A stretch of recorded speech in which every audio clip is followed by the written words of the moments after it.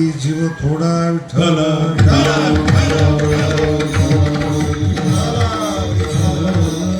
थोडा इको वाढवू नकोस ट्रबल आणि 62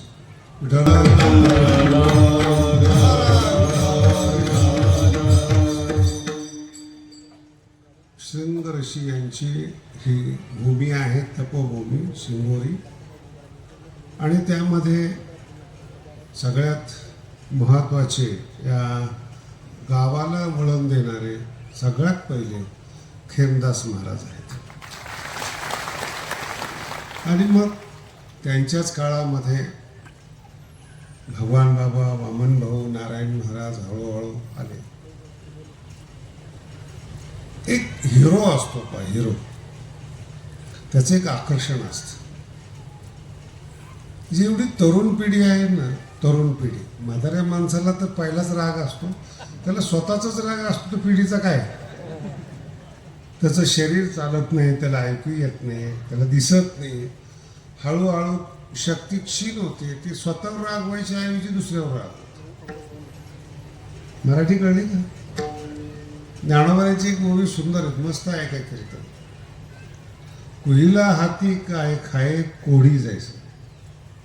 कुष्ठरोगी असतो ना कुष्ठरोगी ते बोट जातात बघा त्याचे 2 प्रकारचे कुष्ठरोग असतात. एकाचे बोट जातात जरी बोटे गेले काय काय झालं काय त्या हातातून रक्त येतं कुठं कुठं माशी बसते त्याच्यावर. नीट आहे का? हे सगळे वेगळंच बोलणं आहे ज्ञानोबरांचं. ते जे व्यंग आहे सडकेपणा आहे तो त्याच्या अंगावरचा आहे. ज्ञानोबा सुंदर बोलतात अरे तुझं अंग खराब झालेलं आहे सडलेलं आहे आणि माशीवर राग होतोस तू. रुसायला पाहिजे तुला स्वतःच्या शरीरावर. अंगा न रुसे कोढिया माशिया कोपे. विठ्ठल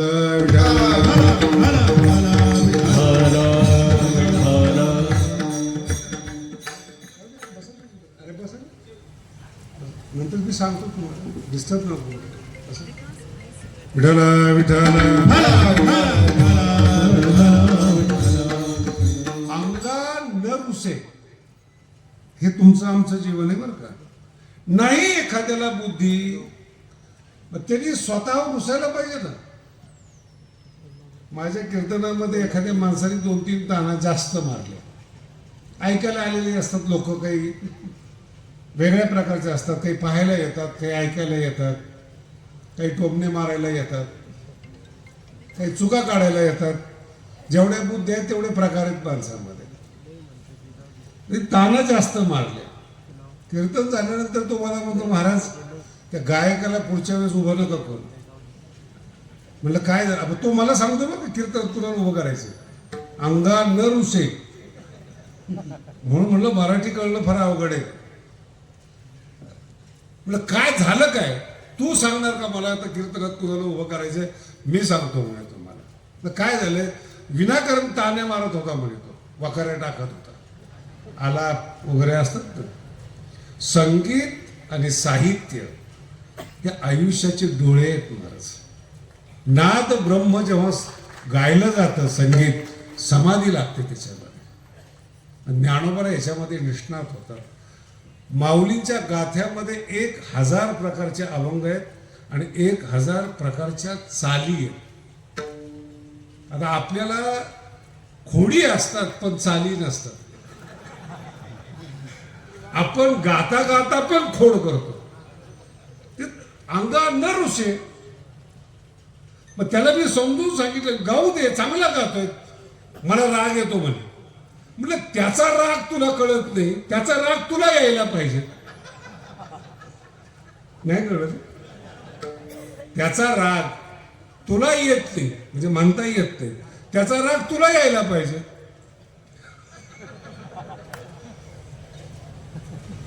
तर त्या रागावर तू रागवतोस की तो राग का गातोस? हा राग कुणावर काढायला पाहिजे? न कळणं हा आपला दोष आहे. मराठी आहे का? न कळणं हा आपला दोष आहे. तो दोष जावा म्हणून सप्ताय, कळावा म्हणून सप्ताय, मनोरंजन म्हणून सप्ताह नाही, पैशाची उधळण नाही. ज्ञानेश्वरी न कळण्याचा दोष जावा म्हणून ज्ञानेश्वरी म्हणून गाताय. उगत त्यांना काहीतरी सुचलं. आता ज्ञानेश्वरी नाही कळत, माऊलीवर का रागवतो? कोडी आहेस ना, कोडी कळलं का? व्यंग असलेली जीवनामध्ये व्यंग आहे. काही लोकांना बुद्धी नाही, काही लोकांना गळा आहे आणि काही लोकांना नरड आहे. मग आता नाही दिलं देवानी एखादी गोष्ट, त्याला दुरुस्त करायला पाहिजे. हा मानवी जीवनाचा भाग आहे, अत्यंत मोठा भाग आहे. पैसा नाही ना, कमवण्याची जिद्द पाहिजे, श्रीमंत होण्याची जिद्द पाहिजे. हे पुरुषार्थ शिकवणारे ज्ञानोबा आहेत बरं का. नाही हे स्वाभाविक आहे, कमवणं हा पुरुषार्थ आहे. पैसा नसताना जन्माला आलो, नसलेल्या घरी आलो, दारिद्र्यात जन्माला आलो. पण भारत एक असा देश आहे, मनुष्य एक असा जन्म आहे, नाही ते कमवता येतं. आणि ते नाही कमवलं तर आपण कोळी असतो, व्यंग असतं आपल्यामध्ये. नाही एक रागवू नका. श्रीमंत आहे, गाडी चाललेली आहे त्याची, दगड मारून तुम्हाला गाडी मिळणार आहे का? बोला ना. ज्ञानेश्वरीच्या ओवीमध्ये दोष काढून तुम्ही ज्ञानोबा नाही होत. ज्ञानेश्वरी कळाली नाही याचा राग आपल्याला यायला पाहिजे. मग काय करतात ही न कळणारी माणसं? मग यांना कुणीतरी आयडियल पुरुष लागतो, ज्याचे त्याचे वेगळे वेगळे असतात. मुली असतात, तरुण मुली एखाद्या पिक्चर मध्ये हिरोईनची साडी पाहतात, मार्केटमध्ये ती साडी येते. साडी घातल्याने तुम्ही हिरोईन होत नाही हे कळत नाही, त्याला आपण काय करणार? खूप कठीण आहे बरं कळायला. हिरोईनची साडी घातली तुम्ही, व्हाल का हिरोईन एखादी? अंगा न रुसे. आपण व्यवस्थित मेहनत करत नाही, साडीला नाव ठेवून काही फायदा येईल. हे फार ज्ञानोबांचं सूत्र वेगळं आहे. मग हे काय करतात? एक आयडियल पुरुष असतो, त्याचे केस कसे आहेत, त्याचं बोलण्याची स्टाईल कशी आहे, तो डायलॉग कसा फेकतो, रस्त्यात दोस्त भेट, काय खरं देवाचं. आणि आता जेवढं संत तुरुंगात चालले त्याच्यावर तर इतर धर्माला एवढा फायदा होतो. हे जे इतर लोक धर्माचे तर ते कन्व्हिन्स करतात, बघा तुमच्या धर्मातले साधू कसे वागतात, देवा धर्म. आणि यांनी सगळा साधू समाज बरोबर होतो. मुळात लोभापायी तुम्ही साधूकडे जातात, ज्ञानासाठी जाते. चूक कुणाची? आधी मी माझं सांगितलं तुम्हाला. तो कीर्तनकार आहे, लग्न नाही, तो मला सांगतो अजून एक वर्गणी बाबाच्या नावाने व्हायला पाहिजे. याला म्हणतात रस्ता भटकवणारे लोक. आणि पैसाच जीवनामध्ये नको, ज्ञान जीवनामध्ये पाहिजे. मज निरंतर जाग, याला म्हणतात जागरण.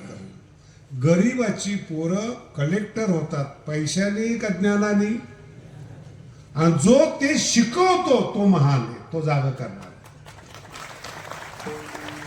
प्रत्येकाच्या जीवनाबद्दल बोलतोय. उद्या धोका आहे आज सांगतात, कळो येईल अंत